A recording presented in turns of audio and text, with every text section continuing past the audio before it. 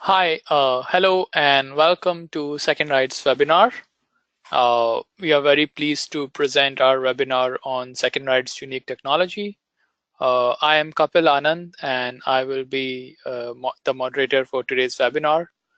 So before we begin, just some logistics. So you can join the GoToWebinar audio through two ways. One, either you can join through your computer. Second, you can join it by dialing it through your phone. Initially, you attendees are joining in a listen-only mode. We will be going through the webinar, our presentation, and after that, we will open the session for questionnaire. And at that time, you can raise your hand, and then you will be allowed to ask a question, or you can always send us any question through chat if you are facing any problems. Uh, so so I guess let's start the webinar. Hi, so as I said, I'm Kapil Anand, and today's webinar, we are going to present our unique technology, which powers SecondWrite Sandbox platform. So today's webinar will be presented by Rajiv Barua, who is founder and CEO of SecondWrite, and Aparna Kotha, who is co-founder and chief of products. So the webinar will be presented in three components. First, Rajiv will tell us about the technology which powers SecondWrite, as well as our product which is available on cloud. Next, Aparna will show us a demo of how SecondWrite works in action and how people can sign up to start using the SecondWrite software. And after that, we will have around 15 to 20 minutes dedicated for you guys to ask us any questions, and we will answer your questions. So without much further ado, let me hand the presentation over to Rajiv, who will take us through the technology and the product. Rajiv. All right. Thank you, Kapil. Hello, everyone. I'm delighted to be talking to you guys, and I'm delighted to have all of you on the webinar. So I'm going to, just to get started, I'm going to show you my screen here, which has a presentation on SecondWrite. So let's get started. Put this on slideshow mode. All right. So again, quickly, I am Rajiv Barua. I'm the co-founder and CEO of SecondWrite. I'm also a professor at the University of Maryland in College Park.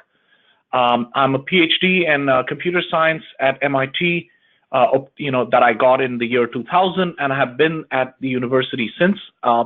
And I have 25 years of experience in program analysis and cybersecurity, including about 60 publications and about 8 patents. So moving ahead, a little bit about SecondWrite itself. SecondWrite is a company that was founded by myself and Aparna in the year 2013. It's based in College Park, Maryland in the United States. And a couple of accolades worth mentioning are that we were among 3 winning startups among 30 applicant companies at the 2016 Techstars startup competition in December. And we were also, in 2017, this year, we were selected as one of only 40 featured startups at the Early Stage Expo at RSA this year. So here is a quick picture of what our product looks like. Our product is called the SecondWrite Sandbox, and it's a piece of software that's available on the cloud. So the gray box in the middle is what the product looks like. So what happens is customers submit files of their choosing on the left. These files can be a variety of types, including executables, .NET, Microsoft Office documents, PDFs, etc. These are submitted using a secure API to our secure cloud. And in that cloud, there is the sandbox running, and you can submit any amount of bandwidth of malware. Can be handled by a parallel sandboxing system that we have built, where we provision as many machines needed for the file code are needed, and we provide good load balance to make sure that there's good quality of service guarantees. The sandbox itself uses advanced technologies for detecting evasive malware and anti-analysis malware.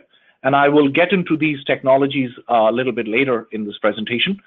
What we do then is the sandbox runs the sample in question, does further analysis using binary rewriting technology that I will describe. And then while it's running, it also simulates user interaction on the top left of this gray box, such as mouse clicks and others, to make the program environment look more realistic to executing malware. And also we allow the malware to connect to the real internet, but we do so in a highly secure way that's anonymized and randomized so that malware command and control servers cannot track us to our particular servers. Finally, at the bottom, we feed the sandbox results, which is the list of behavioral indicators that we gather, into an AI-based, artificial intelligence-based classifier and scoring system at the bottom in the brown box. And that produces finally a report that contains these indicators of compromise as well as an overall score determining how malicious this file is. So the score is a score between 0 and 100, representing the probability that this file is malware. Anything above a certain threshold that we specify is malicious, otherwise below that it's benign. And these reports are provided in two formats, JSON and HTML. JSON is a file format primarily meant for ingestion by automated systems, whereas HTML is primarily for human interaction, but of course you can ingest that as well if you like. So the SecondWrite sandbox supports a variety of input file types, including currently Windows executables, DLLs, dynamically linked libraries, and then .NET files, Office documents including Microsoft Word, Excel, and PowerPoint files, PDFs, URLs, JavaScript, including JavaScript inside websites as well as outside, and then archive files. So these are like zip files and gzip and tar files, etc. These file types have been chosen because these are pretty much most or all of the file types that can be malicious, because these file types all can contain hidden code inside them. So a Microsoft Word document, for example, can contain code in scripts inside itself and therefore can be malicious.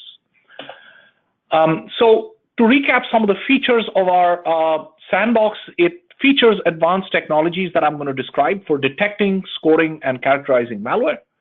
We produce a rich report containing a lot of behavioral indicators. Rather than using static signatures, we're using behavioral indicators. And we also present a score of maliciousness like I described. Our sandbox also integrates with other tools like AV tools as well as Suricata. So we are able to give AV indicators as well when AV tools detect malware. And we also can run the malware traffic through Suricata, which is a network IDS, open source. And that enables us to give network level indicators as well. So it's an integrated solution containing a sandbox, binary rewriter, AV tools, as well as a network IOC, network IDS. The cloud itself is highly secure. As I mentioned, we have encrypted submissions. The second thing we do to ensure privacy of customer data is that if there are any files that customers submit that are deemed by our sandbox to be benign, then we immediately delete them. This means that neither us nor a hacker can ever get hold of them, which means your corporate information, your private information will always be safe because we don't retain it at all. The IP, we also have, in order to ensure that malware command and control centers cannot track us, we use an IP anonymizer and randomizer that hides internet addresses and makes it impossible for malware to track us. Finally, we have the cloud service uses powerful anti-denial of service methods to ensure further security and availability. So our product is available on the website, and you can go to secondwrite.com right now, and you can instantly get access to our sandbox. It's available on a freemium model, so you can get a free version that immediately and start submitting files in under a minute. And you can also get a paid version as your file needs grow. So the free version only allows you 20 samples per month and 10 samples of each type. But at the enterprise and the individual samples can scale up to any rate. If you want to talk to us about paid versions, you can sign up on the website, or you can get in touch with us to answer any questions. And so let's dive a little bit more into the technology behind SecondWrite. So what's different about our sandbox? So the motivation is that we started by observing that malware still escapes detection. So despite all the advances made in cybersecurity, we found that over 70% of organizations reported being compromised by a successful cyber attack in the past 12 months. So we're far from solving the problem. And in fact, Forrester research on the right found that 69% of data breaches were caused by malware, which means that despite the rise of alternate techniques such as phishing and social engineering, the vast majority of malware or vast majority of breaches are still caused by malware. Malware is itself getting smarter over time. So why does the problem exist? So why is malware still missed? Well, that's a complicated question with many answers, but here's one answer, which is if you look at other cybersecurity tools that work at a program level, we're not including network level tools here, but program level tools. These include antivirus tools, sandboxes, endpoint tools, etc. What they do is they do what's on the bottom left of this slide. They look at the program in question and they look at its interaction with the operating system, the OS, and certain patterns of interaction are considered malicious. For example, if a program installs a keylogger is a routine that's part of the OS that monitors all your keystrokes, then that's considered suspicious because keyloggers have been used in the past to steal passwords, and that's why it's flagged. And there are other indicators like this. For example, if a program tampers with your mail server settings, that's considered suspicious. And there are, tampering with certain registry keys, for example, is also suspicious. So these kind of interactions are all examined in the cybersecurity tool, either statically or dynamically. And then typically what people do is they run it through some kind of machine learning to find if this is malware. Now, the problem with this approach is it's not fundamentally flawed, but the basic problem is that it's the interaction with the OS of programs when we have these supposedly malicious interactions. Unfortunately, they're not unique to malware. So for example, there are benign programs that monitor all your keystrokes for perfectly benign reasons. And there are benign programs that change your registry keys. There are benign programs that change your mail server settings because, in fact, they're mail server programs. So there are many such cases where benign programs can also show those same indicators, making it difficult to distinguish malware from benign programs, which makes either two tools miss malware or have too many false positives. So here's our solution. So what we start with is on the left. We start with what everybody else is doing. We start with a sandbox, and we look at its interaction with the OS, the operating system. We run, and the sandbox is an isolated environment where you can run malware safely and observe its behavior. And there are other sandboxes as well. But we, in fact, add something unique on the right, which is a binary rewriter, for example. And that binary rewriter is a tool that we have developed over the last decade, earlier at the University of Maryland, now at SecondWrite. A binary rewriter is a tool that can examine binary code, meaning machine code, and can analyze it and rewrite it, meaning change it if necessary. And this gives us the ability to do deep introspection of the program at runtime, meaning look into what it's doing, even when it's not interacting with the OS. That's the key point. So we're not just looking at system calls and library calls of interaction. We're looking at all the other instructions, such as arithmetic instructions, memory instructions, control transfers, and others. And what is this good for? Well, this is good for detecting certain classes of malware that are otherwise very hard to detect. So on the right, we look at evasive malware and anti-analysis malware are two examples that I will get into. So here's what a sandbox looks like before I tell you about evasive malware. The gray box in the middle is this isolated environment called a sandbox, which is virtualized, and you can feed it files perhaps from the network on the left. And those files are then run inside the sandbox environment, and the blue detection engine, the malware detection engine on the right, looks for these patterns of suspicious behavior, and then if it finds enough of those, then it blocks the malware. Otherwise, it deems it to be safe and sends it to the endpoint at the bottom. So that's how sandboxing is supposed to work. Except, unfortunately, for certain classes of malware called evasive malware, what actually happens is on the animation that I'm going to show you, the file comes in, it executes inside the sandbox, and there we see that somehow while it's executing, it appears to be benign, even though it's in fact malicious. And then the malware detection engine finds that it's safe, sends it to the endpoint, and at some later point on the endpoint, it shows its true colors and launches an attack. So how does malware hide from detection in this way? It turns out there are many different kinds of evasion. There are hundreds of different types, but I'm going to show you a brief list on the bottom left here of this slide. Examples of evasion. Number one, the malware might go to sleep, for example, for 24 hours and then launch an attack. And when it does that, what happens is the sandbox can only afford to run the file for a couple of minutes before it times out and moves on to the next file. As a result, in those couple of minutes, the file, the malware is sleeping, so we never get to see its attack, and the malware appears benign. So a lot of our competitors, what they've done is they've said that they look for certain types of OS calls that could tell them about evasion. So for example, what they do is if they see a sleep call to the OS inside the sandbox, then they ignore it and they straight away get to the attack code thereafter. And that's good because then they can detect such malware.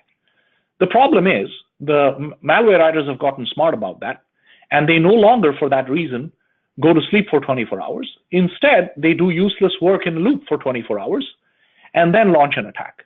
And what happens because of this is that now the sandbox has no idea that you're doing useless work because there's no way to distinguish useless from useful work automatically.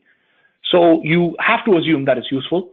So you never get to the attack code. And there is no sleep call for our competitors to hook onto in this case. So they know this is happening, but there's nothing they can do to stop it.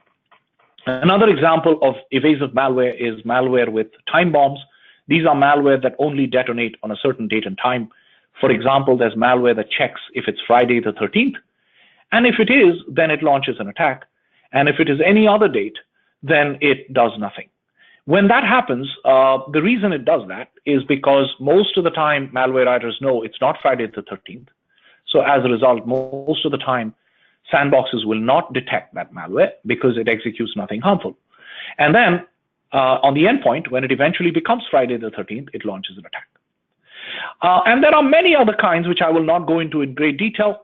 But as you know, here again, our competitors have tried solving all of these using particular patterns of evasion with very limited success because they can be easily thwarted. You can, use go to sleep without going to sleep. You can check for the date and time without using the date and time check. You can do launch targeted attacks without having the usual signatures for targets. So target attacks are where malware looks for particular users or particular computers and only launches an attack on those. So in any other computer, including the sandbox, it does nothing. So it appears benign. And then, there are other malware that detect the sandbox, and there are still others that do zero-day evasions, meaning these are new types of evasion that have never been seen before. And the cost of that is quite apparent, as Aparna will show you later. There was a evasive malware in 2016 last year called Carbonac that stole $1 billion of banks worldwide. And in fact, it was not detected because it was evasive. And in our sandbox, we were able to detect it right away with no signatures and no training. So how common is this problem? There was a study done by Last Line manually where they manually examined malware, and they found that in 2015 on the black blurb on the top right, they found that in 2015, 80% of malware that they measured was evasive, and up from just 30% in 2012. So this is a rapidly growing problem. Today, it's, the vast majority of malware today is evasive. This is not just a niche problem. This is most malware. So how do we detect evasive malware? So we wanted to design a technique that's not limited by looking for certain types of behavior, such as sleep calls or date and time checks at the OS, which can be thwarted. Rather, we wanted something more bulletproof that will always work no matter what. And that is what we use. The observation on the top of the slide is what we use, which is we observe that the basis of all evasion is that there's some code in the malware that did not execute in the sandbox. So for example, if the malware checks for Friday the 13th and launches an attack only then, if it doesn't find Friday the 13th, the code never runs, but the code is still there in the malware sample. It just never ran. And sandboxes only see what they run. So that piece of code is never seen. So our solution here is the blue box in the middle of the slide, where what we do is we first run the malware as is, we observe all the pieces of code that never ran, and then we use our binary rewriting technology to find out where these portions are, and then we forcibly change the code to execute all these alternate paths in the code automatically.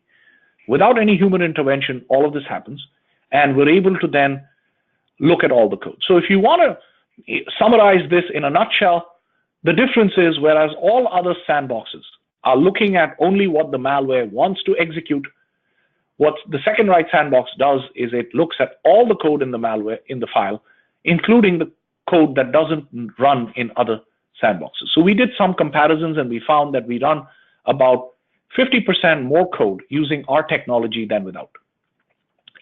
So that means we get a lot more indicators than other sandboxes do.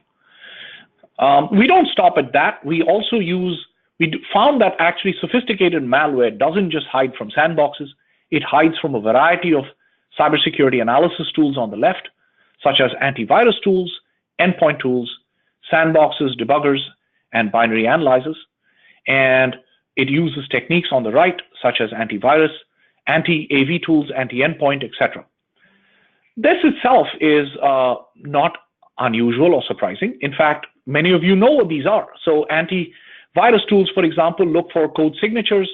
So anti-AV techniques, which malware use, include things like packing and obfuscation to try to hide from AV tools. So packing, for example, is where a malware hides its code by zipping it into encrypted data, and then it unzips it at runtime into memory. So in this case, the state of the art here is that people look at known types of packers, and then if they find those, they unpack the malware. The problem there is that it's very easy for an engineer to devise a new packer. You can do so in an afternoon. And as a result, what happens is these techniques become ineffective because they can't catch custom unpackers. Now, this itself is a well-known fact, but people have resigned to this. But in fact, we can do better.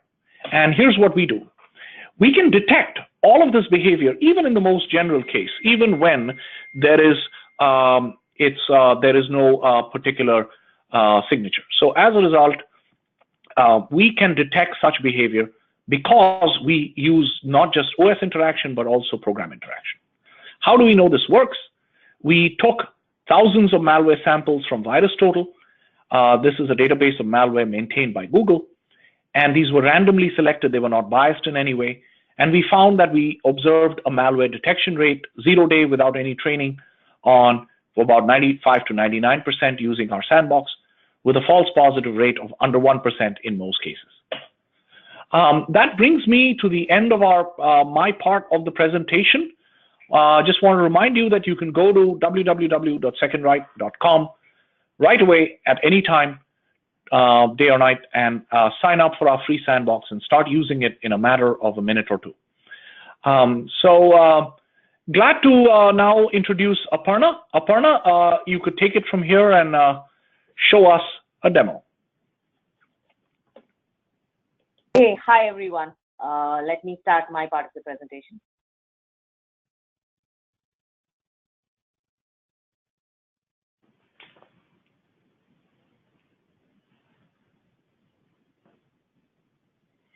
Hi, I'm Aparna. So just briefly introducing myself, I have a PhD in computer engineering from University of Maryland in 2013. And since then, I've been co-founder and chief of product development at SecondWrite.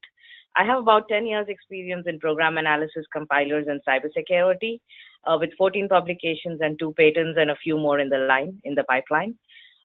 That's a brief about me. Let me show you a live demo of our SecondWrite system. Like Rajiv mentioned, you could go onto our website, www.secondwrite.com//sandbox pricing, and you will be able to instantly choose from 3 versions of the sandbox available online. You have a free version which allows you 20 files per month with 10 files of each type. In this version, we give you a complete report. We show you the report only in the HTML format, and we maintain only a 1-day submission history for you. And this is your free version. In the basic version, along with everything in the free version, you get to choose from 4 different plans. That is about 200 samples a day, 500 samples a day, 1,000 samples a day, or 2,000 samples a day. And you will have no constraint on the file types. You can submit files of any number of files of any type. You will get complete reports. They will be in the HTML format. You'll get a complete submission history. In the free, it's restricted to 1 day, but in basic, we give you a complete submission history. You'll also be able to download PCAP network files for each sample, and we will give you technical support as well. We also have an enterprise version, which along with everything in the basic version gives you API access.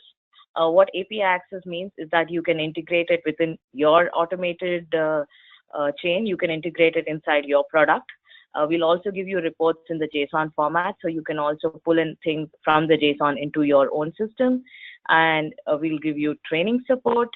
And you will have no constraints again on any file types, and you can choose from different plans. We have 500, 1,000, and 2,000. And if you need more samples, less samples, you can just contact us, and we will do that for you. And for each of these things, you can directly go onto our website, click on sign up, provide your basic information, and you will be ready to go. So in case of free submission, you say sign up, then you could say sign up now. It will be added to your basket. You can go and view your basket. And then this has a free subscription added. You can proceed to checkout. And when you check out, you can put in your name, your company name, and address. And once you accept the terms and conditions, you will be ready to go. Like you can see, we don't require any credit card, and this is the subscription doesn't expire as well. It is forever. Once you do this, you will receive an email with your login and password to our cloud. So our cloud is at webportal.secondwrite.com. The email will have a note of that as well. And you can use your email to log in. Let me do that to show you how the product looks. And you can enter the password that that's provided to you. We suggest that the first time you log in, you go into the reset password tab, enter your old password, and enter the new password of your choice, and do that so that your password is now no more in email or there is no record of that with us as well. The first time when you log in, you see the dashboard. The dashboard tells you what type of license you have and when it expires. In case of a free license, since it does not expire, you will not see this line. It will tell you how many samples are allowed per day or per month. In case of a free subscription, it will tell you you're allowed 20 samples per month. It will also tell you how many samples are remaining that period, and it will tell you what limit on sample type you have. In the free subscription, we limit you to 10 samples per type, but in enterprise and basic subscriptions, there are no limits. You'll also be told about the API access, and you can go to the API tab to understand about API. I'll get back to that. The next thing I wanted to show you is the statistics tab. Under the statistics tab, we'll show you how many samples have been submitted, how many ended in error, and what were of types that were not supported. In this case, there were 19 samples that were submitted, of which 3 were PDF, 7 were P32 executables, there was 1 DLL, and so on. In the free subscription model, we do not show you this summary. This is available only for enterprise and basic subscriptions. And if you go to the sample summary tab, for every sample that was submitted in your account, we will show you the timestamp of when it was submitted, what was the name of the file you used to submit, what was the hash of the file, what was the type of the file, error type if any. Then we will give you a link to the HTML report for this sample. We'll also give you a link to the PCAP network file to download that. We'll tell you the status and we'll tell you the result. Note that for your free accounts, this will only be a single day history, and for enterprise and basic accounts, these will be history for all time. So let me go on to the next tab. So then we have the Submit Sample tab.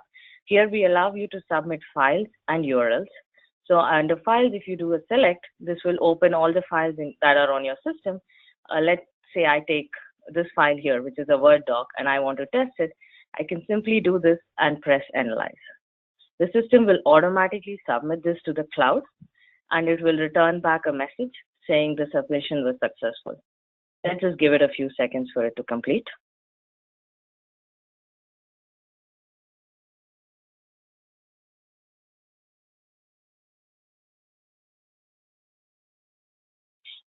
This will complete, but in the meanwhile, you can submit URLs as well. So you can type out a URL that is of interest to you and press Analyze, and this will submit it directly to our cloud. When coming to API access, this is available only to enterprise customers. You can go under the API tab and it will show you your API key and also have documentation on how to use the APIs. Because you will have this only in enterprise level, we'll also give you training. We'll set up a session with you, teach you exactly how to use the APIs and run over some commands with you. So that's why I'm not touching much on this in today's presentation. Let's go back to the sample summary. Here we also have a search bar that lets you search different things. So say I search for P32 executables, then it shows me just the P32 executables. Say I search for DLLs, then it shows me the DLLs that were submitted. I could search for, say, November, then it'll show me all the samples that were submitted in November. If I want to search for HTML, then it'll show me all the HTML documents and so on. Today, I want to show you a report for the Carbonac sample. Like Rajiv mentioned, Carbonac was a highly evasive malware that has attacked banks last year, and it has siphoned away more than $1 billion in revenue from banks.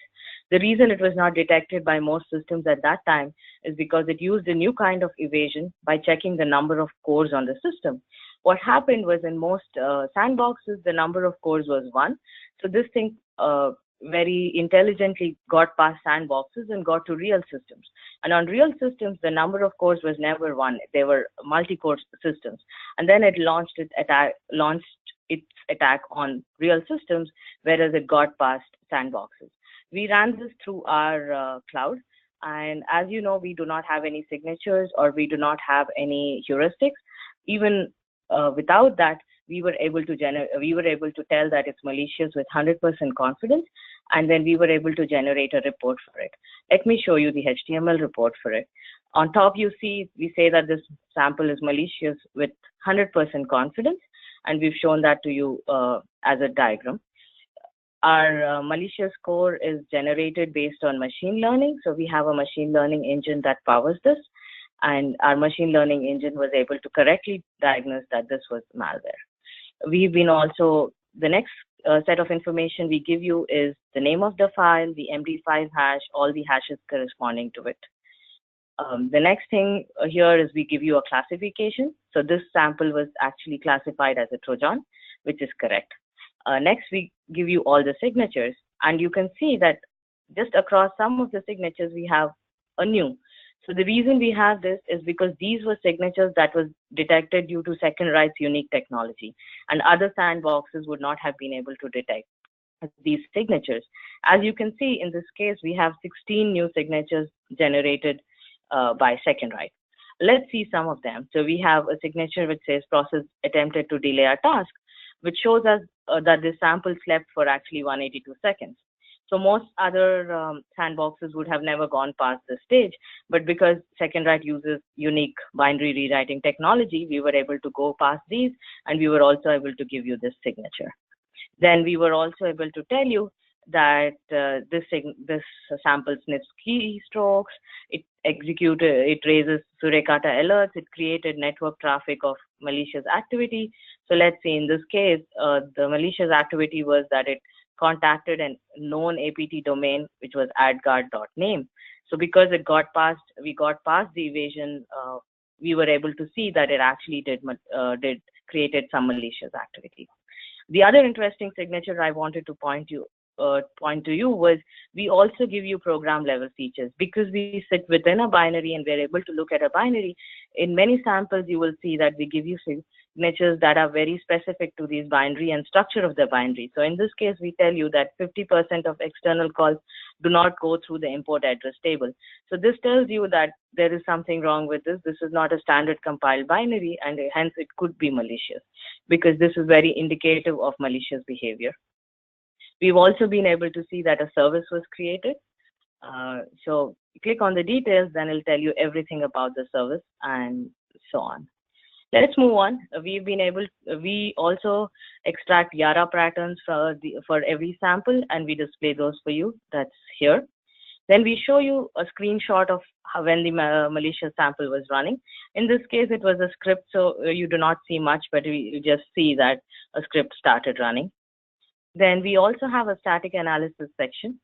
In the first part is the sections. What are all the sections present in this malicious sample? Then we'll show you what are all the resources that it had. We have imports, all the libraries that were imported, and we have strings. So all the strings that were present in this binary. Moving on, we can also show you what were the dropped files. So in this case, this was the only dropped file, and this dropped file, this was the hash for the dropped file, and so on. We can, in the network analysis section, we show you the host. So we show you the IP address and the countries of origin. We'll show you the DNS requests that were made. Like we saw that the DNS requests were made to this suspicious domain adguard.name. We do not know the country of origin because this probably is a suspicious domain. It did not have that. But if we know the country of origin, we will show you that. And then we also show you a map mapping out all these network activities. And if you hover over the map, in this case, the United States has 100% of the connections. Next, we show you a behavior graph, which shows you what were all the processes that were invoked and how the process tree of this attack looked like. This is very important because this will help you track multi-process attacks. And if a malicious sample started another process and that process has done the attack, then you can see everything graphically here. We also map out the signatures corresponding to the process. So in this case, this is the sample that was submitted, and this has the anti-VM signatures, the packer signatures, the service signatures. So remember, we saw a signature which says the service was created. That signature has been invoked from this process. And then you can see the injection as well, that the executed process and it injected code into it. We actually map out the signatures to processes as well. Moving ahead, we also show you all the files that were read, files written, files deleted, files opened, files copied, directories created, registries, keys opened, read, written, etc. And we also tell you what mutexes were accessed. Pretty cool. So moving on, the last but not the least is for every process, we tell you what were the APIs that were called, with what arguments, at which timestamp, what was their status, what was their return, what was their category. So for explorer.exe, these were the APIs that were called. For SV host, that was the service that was created, these were the APIs that were called. And for the base process, the malicious sample itself, these were all the APIs that were called. We also give you a search option here, and you can search. Say you search for file, then you will see all the APIs that have file in it. So that way, you can extract a lot of data from this, and you can get there. So I think that brings me to the end of what I wanted to show you. I've shown you how you can go onto secondwrite.com and sign up. I've shown you how our web portal looks like, and I've gone into a detail about how file report looks like. So let me hand it over back to Kapil, who will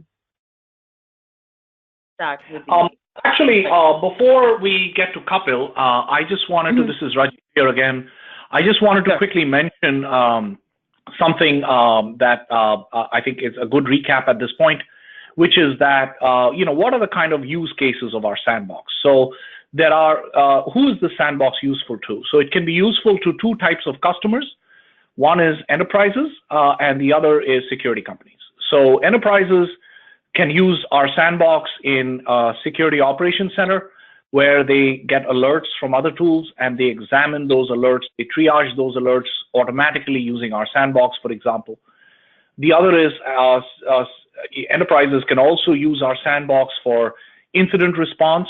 They can, after an attack, they can see what files did what damage using our sandbox for damage assessment. They can know what customer data was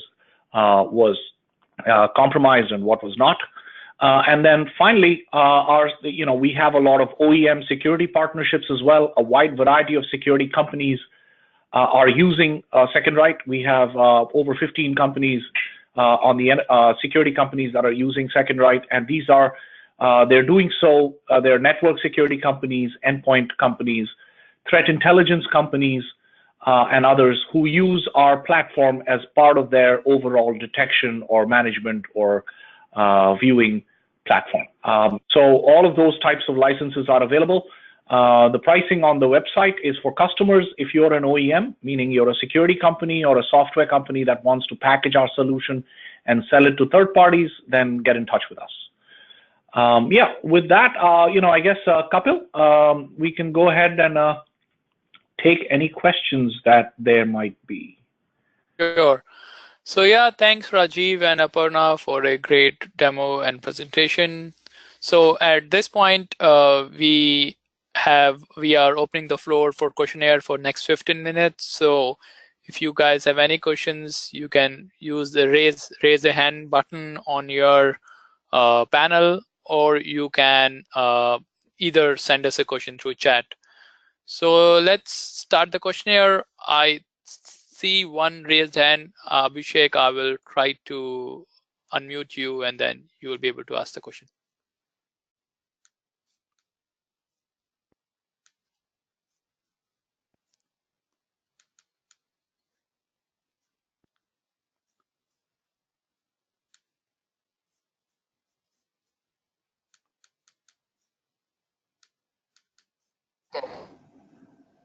Hello?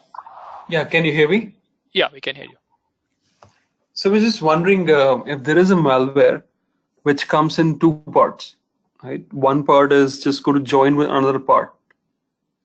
In such a case, the actual behavior of the malware will come into action when two parts are joined, and then the evasion and all those techniques that you just mentioned, they will come into action. So in such a case, how will your platform behave if only one part of a suspicious file is uploaded? So let me try to attempt to take that. So if the file is so in such an attack, what might happen is that the file would come in and it would look for something that's already in the environment, and hopefully it would have sent an earlier payload earlier. In this case, what will happen is that we'll find in this case, chances are that if it's not in your environment, you won't find it. So I guess in this case, what will happen is it'll probably look for both the parts. It won't find it. So in that case, my guess is in the default mode, it won't detect it. Now, of course, there is an override in our sandbox that you can always add in any files into the environment that you like. And in that case, it'll detect it. But in the default mode, I don't believe it will. That's a limitation that all single file sandboxes have. Yeah, so I don't know if there's something that people want to add to that. Kapil? Yeah, Abhishek, this is Kapil. I think I might want to add something here. So another, one case is what Rajiv mentioned, that the second part, if it is in environment, it will be detected. But a lot of times what happens is that the second part is what is downloaded from a command and control server. Like a malware tries to connect to a CNC server and tries to download the second part. Since we do enable internet connection on our sandboxes, if that is a scenario, then this malware will be able to get its second part and able to proceed with the attack. So that is also another scenario which will be handled within the sandbox.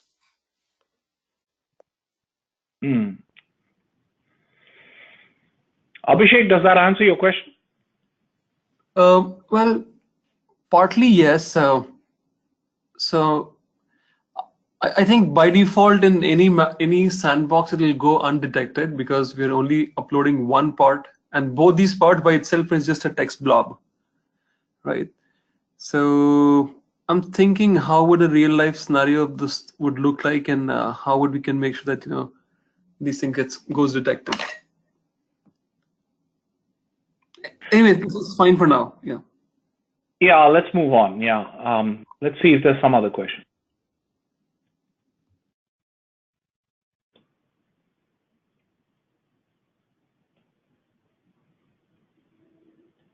So, yeah, as I said, you can always send us a question through chat, or you can always raise your hand to ask a question. Uh, so I guess in the meantime, let me ask a question to Aparna. So Aparna, I guess thanks for showing us the demo. I had one question, like when you were showing us the sign up page, could you take us back to that page and let us know that once users sign up, what is the process after that? Like if you can just let us know a bit more detail of that, that would be great. Like do we as a user need to wait for approval from SecondWrite to let it through, and how does that work? Thanks, Kapil. That's a good question to clarify things from beyond what I said. So, like I showed you the checkout page, you put in your name, you put in your company's name, you put in your location, phone number, email, etc. And once you click accept and sign up, this is a completely automatic process. It reaches our system, and within minutes, you will receive two emails from us. One confirming that we've got your request and your account has been created on the SecondWrite e-commerce page, which is here. And we also create a second account for you on the SecondWrite cloud. So that's on this page. And to this page, we will send you the password via email, and that email will also contain all the salient features of our cloud, everything, all enhancements to it, and all the file types that can be submitted to it, and all basic information regarding our cloud. And then you can just take the login and password that was sent to you via email. Again, everything automatic, and it comes to you in minutes after you sign up, and you will be ready to go from there. Does that answer your question? Yeah, thanks, Aparna. And I guess we can also clarify that that the first password which users enter, where do they use that password to? The first password that users get will be used to enter here on my account in SecondWrite. And here you can see what are your active subscriptions, and if you want to move on from free to basic, you could do that. You could use your credit card to pay for the basic account, and you can manage all your accounts in SecondWrite.com using the password that you first entered. Yeah, I also wanted to add that you get two sets of passwords. There's one password that's on SecondWrite.com. That's your account password. And then there is a second password that's mailed to you once you've signed up on SecondWrite. That second password is for the SecondWrite web portal, where you can actually submit file samples. So you have two sets of credentials with the same email, but two different passwords. And the second password is what you use to actually enter into the SecondWrite sandbox web portal and start submitting. All right, thanks. Thanks, Rajiv and Aparna, for answering that.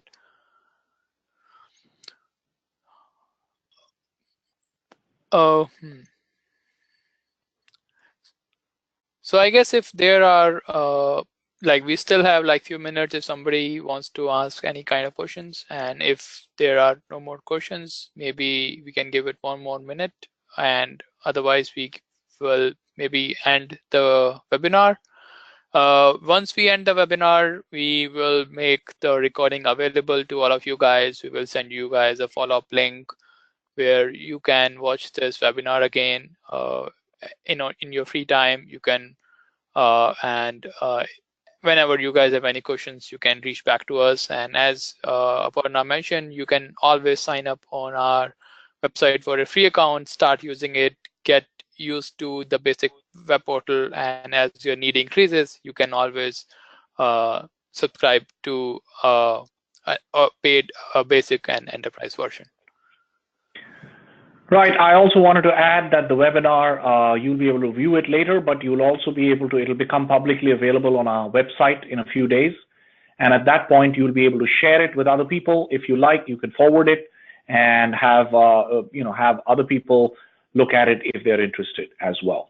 I guess it sounds like there are no further questions. So I just wanted to say, this is Rajiv here again. Delighted all of you were able to attend. Thank you for your time, and let us know if we can help you satisfy your malware analysis needs. Get in touch with us at any time, and we'll take care of that. All right, thank you very much, and goodbye. Yeah. Wait, I think we have one question. No. Okay. All right. All right, guys. Thanks a lot. We will now end the webinar and send you guys a follow-up email. Bye-bye.